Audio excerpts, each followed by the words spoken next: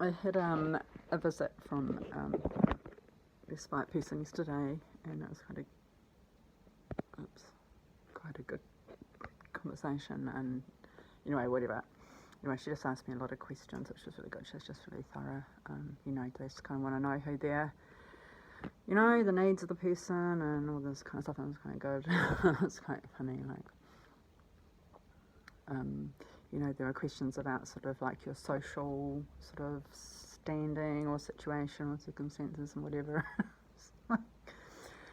And you had to sort of rate each answer, out of a 5-point scale. And one of the questions was, do you, how much do you feel you fit into a social group? And it's like, 1. Are you kidding? But I don't know. I just think everyone's dumb. That's why. Anyway, I love Instagram because I don't have any therapy, and I certainly don't have much non-judgment in my life, so I follow quite a lot of like trauma people, and there's a lot of good trauma people, and it's just great. It's good. It makes me feel better, like really reassured and stuff. But I don't know, like I don't follow just, like I don't bother with political stuff or whatever, but something like, someone just came up with some fucking bitching about boomers, and it's like, I will bitch about boomers, but they just are bitching about boomers for the wrong fucking reason. And this one was just like, why don't we make boomers like get a job for the first time in 30 years and use the advice that they give us and see how they go. And then I pointed out, well, some of them are kind of doing that because they're not all rich, and the recession, which is very close to a depression now. I mean, we're going to be in a depression. It's going to be real fucked. It's not going to be good. I'm not just accepting it like, It's like, fuck, like when I was, I'm not really, I don't think I'm suicidal now because it looks like I've got some sort of hope. But, one of the reasons that I sort of took the dilemma out of a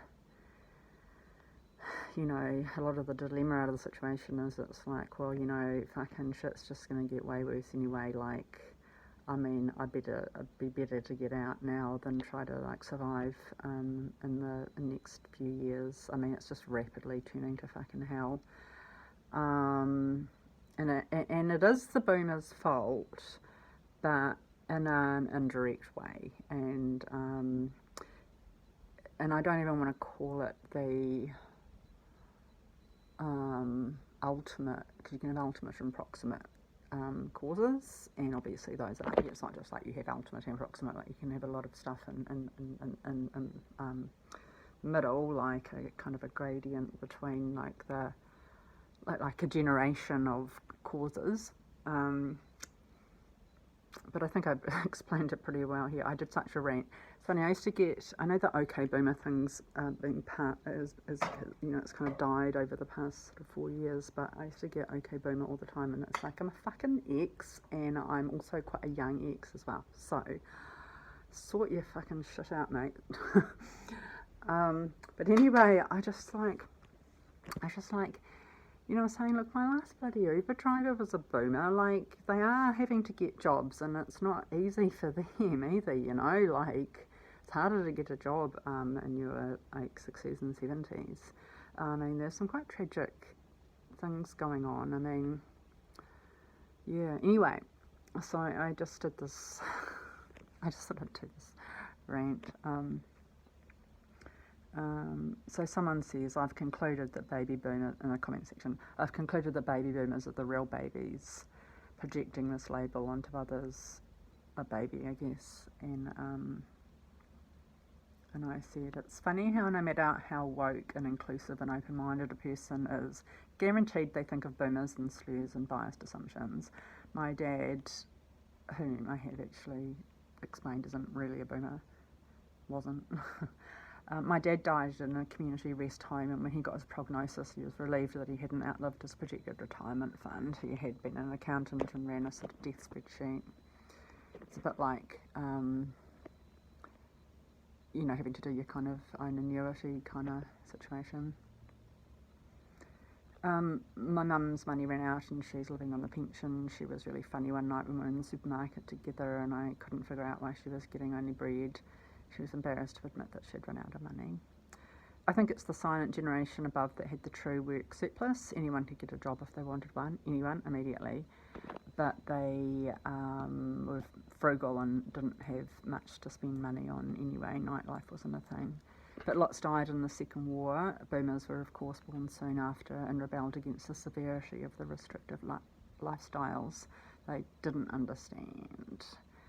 And it's a really, oh my God, the most incredible review of the Dead Poets Society that filters through the quest for freedom and self-identification is just the absolute ignorant narcissism of a generation that had no idea of what, it's the whole Chesterton's fence thing. Why are our parents frugal? Why do they have rules? Okay, right. So, actually, being yourself and fuck anyone who fucking doesn't like it is, that's on the scale to psychopathy. And that's what they taught their kids, apart from us, anyway, as I get to say. But lots died in the Second War. Boomers were, of course, born soon after and rebelled against the severity of the restrictive lifestyles they didn't understand. They partied like it was 1975 and made a whole lot of stupid laws that ruined the economy. They didn't understand. They caused the recession. They had millennials who were bloody nightmares and carried on the economic havoc. So yeah, their legacy of profligate magnanimity lives on, but in millennials and zoomers. I'm an ex. I was one of the first products of the sexual revolution, and my grandparents looked after me while my boomer feminist mum was at university, as was my dad, of course. Not actually a boomer, as he'd slipped through into a wartime birth. A Matthew McConaughey and dazed and confused type, the only guy in a 6 or 8 bedroom feminist woman's only flat. Now the people who are really fucked are the ones in the next 7 generations who are paying off the inflation that our dipshit millennial/young ex national leaders have dumped on them to pay for you lot to live without working. Not just them, but obviously I'm targeting these whiners. We're in a very strange recession in which it's not money so much as commodities we're running out of, literally not going to have food and toilet paper produced, let alone in the logistics. Yeah, and I don't know if it's just because my dad was older, not a generation above my mum, but half a generation above my mum, and he just had a lot of experiences. He had experiences growing up. He had experiences leaving school very young, not normally an age you're allowed to leave school, going off into the world, seriously, amazingly, just heading into just one of those guys, like very unusual people who just heads off into the world and does his thing. And eventually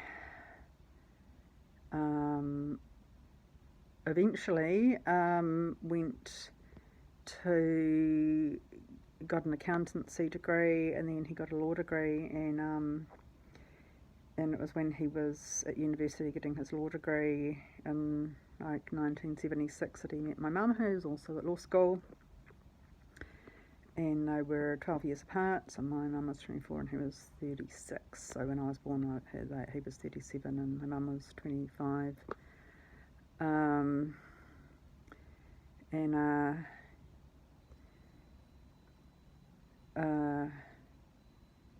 I wasn't there.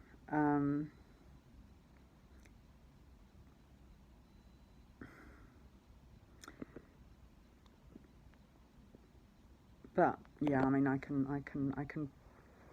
got enough sort of bits and pieces to put stuff together, and I think he was very sensible, and I think he was also very cruel, and yeah, I think that would have just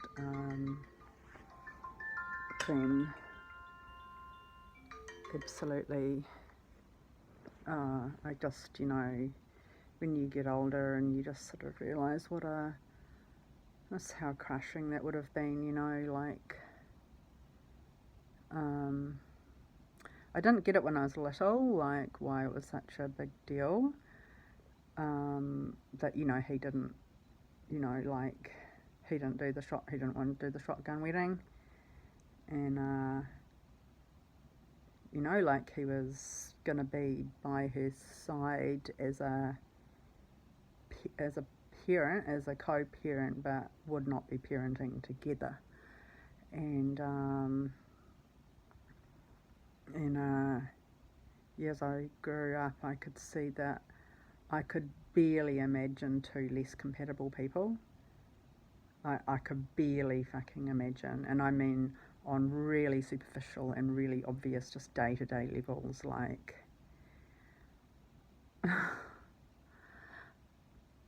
so I got a linguistics degree, and it was really interesting just learning about how different culture, like language, actual like language itself, is one part of, communicating. And we didn't get into lots of different peripheral topics, like there's you can do, it's like, what is it called? I've totally forgotten what it's called, but handwriting analysis and all that kind of stuff. It's like, no, we didn't get into that, but we would touch on surrounding topics, some neurology and that kind of thing. Like Broca's area, one of the language areas in your brain. We get into a bit of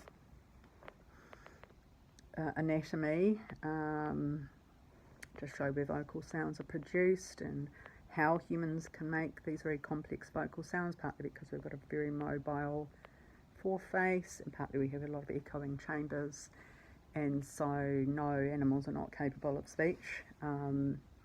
It's not to say they're not capable of language, and I'm one of those people who is rather sceptical about the idea that they don't have language that's as complex as ours, but they cannot produce speech. So Planet of the Apes, nah, we're so close, we're almost identical to apes, but they just don't, traditionally, but they just don't have that ability. And yeah, another one was just how, there's just so many different, linguistics itself is just so fucking broad, but then there's the surrounding topics that, you just, like, it's just one of those things that you would just never be done studying your whole life. And as Mitchell and I were discussing a couple of nights ago, we were just sort of saying how silly PhDs are. Well, not necessarily how silly PhDs are, but how silly the respect that they get is, because they do not show a superior knowledge of the topic. They show a specific knowledge of part of the topic. And of course, their PhD thesis is not is designed to add new data or information to the field, so it's like, well, you're not learning anything at all. You might be doing something important, but it's not simply mastering the topic at any greater level. It's sort of zooming in on something. And I think it was like, Americans speak really fast, really, really, really fast. Americans speak very fast, very, very, very fast. New Zealanders speak pretty slow. Well, Aussies speak really slow. I think New Zealanders speak a lot quicker. And I think it's Norwegians or something, like, it's not that the pace of their speech is necessarily particularly slow, but their replies are very, very slow. And there was a scene we watched on a video, and it was like, maybe it was like Finland, I'm not quite sure. What country is Finland? Anyway, it was very snowy sort of, I mean, the fact of the matter is they live modern lives in very unmodern circumstances in some areas, and it was just like this old guy and maybe a son or something, a big beard, and they're having a conversation over some soup or something, and a question was asked, and literally like 3 minutes went by before the old guy responded, and that's totally typical. Like, you wouldn't. Yeah, I'm not exactly sure if it's just really, really thinking properly of an answer, or if it's just a habit. I don't really know. But my dad's was like that, and it really offended a boyfriend that I had, where he just thought that he was being ghosted. And so then he was trying to make conversations, so he'd keep like starting new conversations, and I could see my dad was getting really wound up, like, oh my god, I could see in his head, like, let me fucking, like, can you stop rapidly changing the topic of the conversation, because I want to, like, you can see him really reflecting on the question and preparing an answer, and then, yeah, my boyfriend getting really, like, why is this guy ignoring me? And then coming up with another question to try to spark a response. And my dad's like, And and then my boyfriend later on went, man, your dad's rude. And I'm like, oh my god, I could just see this nightmare, this train wreck. Anyway, my mum just doesn't stop talking. Like, she's got ADHD way worse than me. And it'd be like, oh my god. I don't think that's the reason he decided not to marry her. Well, he's never been that kind of guy anyway,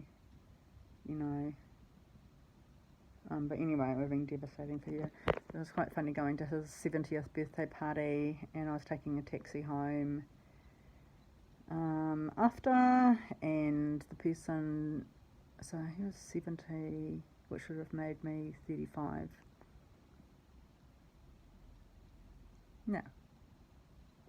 No. Is that right? Does that make any sense? I don't know what maths I'm using. He was 37 when I was born. I like the math. The maths is escaping me. 37. 70 take away 37. Okay, so I was like 33 or something.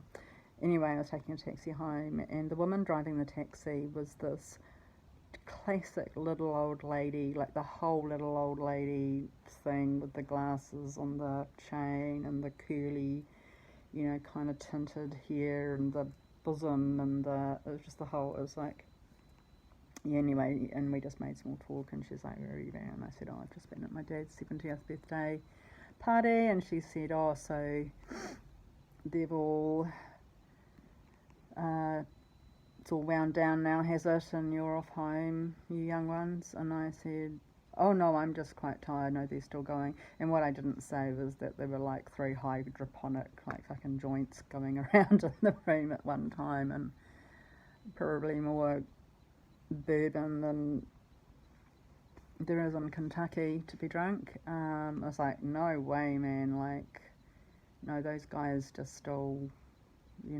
it's still like a university for them. And then she said, how about your mum, is she still alive? And it's like, huh? Why wouldn't my mum be alive? That's quite weird. And I said, yes.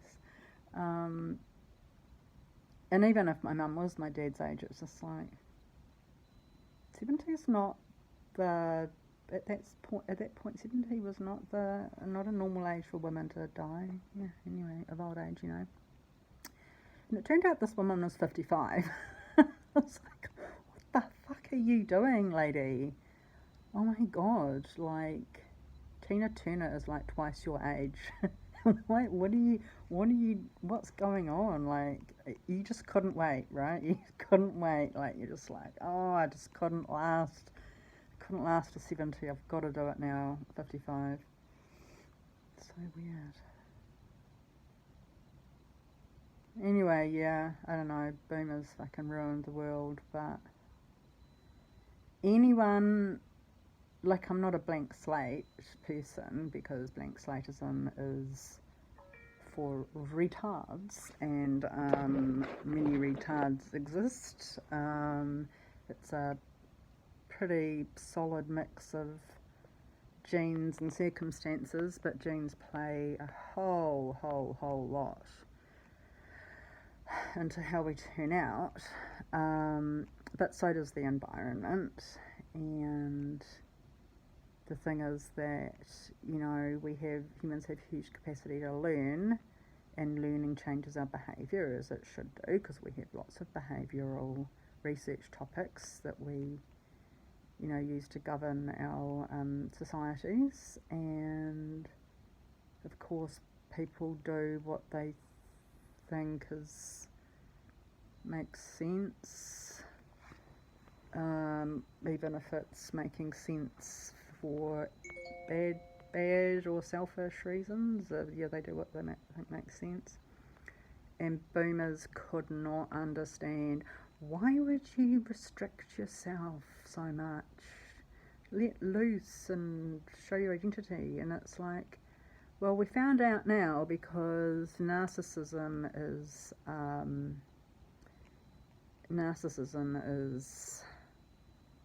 unconstrained, and it's almost a virtue. And I don't know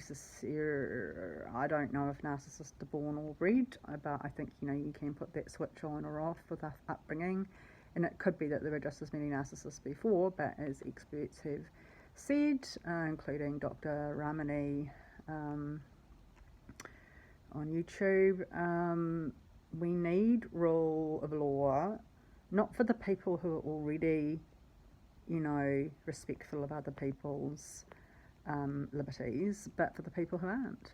And our very, very kind idiot young leaders think it's so punitive to you know, hold people to any standards. And that's why we've got abusers running the planet. And we really do. And there was this amazing, Bill Burr, just this clip of Bill Burr just putting it perfectly. God, I love Bill Burr, and his philosophical talents are just increasing every year.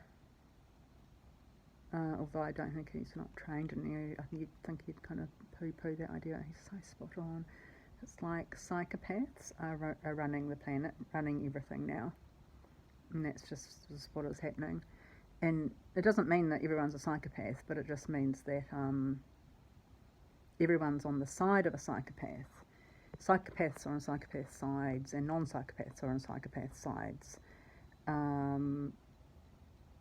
Except for a few who are willing to understand that when we talk about abuse, dishonesty, exploitation, we don't speak of them because they don't occur. We speak of them because they do occur, but somehow when someone's faced with a claim about a particular individual, whether it be the victim or the victimizer, they just will refuse to admit that that's the case. And that's what abusers thrive in. They're like, I don't have to make any fucking excuses for myself because everybody else is making them for me. It's honestly, it's absolutely phenomenal. So, I'm amazed how absolutely retarded the lawyers coming at me are at the moment. I'm just like, surely someone can, surely they would just get laughed out of the fucking courtroom. I mean, who would take this seriously? And I wasn't even that terribly bothered to start with. It's just like, there's no way anyone practiced in the law is gonna fucking buy this. I mean, fucking frog diarrhea. But I just don't know. It's like there is nobody with any talent who's in charge of any government institutions. It's like a weird kind of pyramid scheme or something. And I think it's like morons hiring morons, hiring morons, hiring morons. Except every now and then they're not hiring morons, they're hiring psychopaths who are also horribly morons. But, you know, like our government is run by psychopaths and morons. It's not a happy sort of future to look forward to, is it?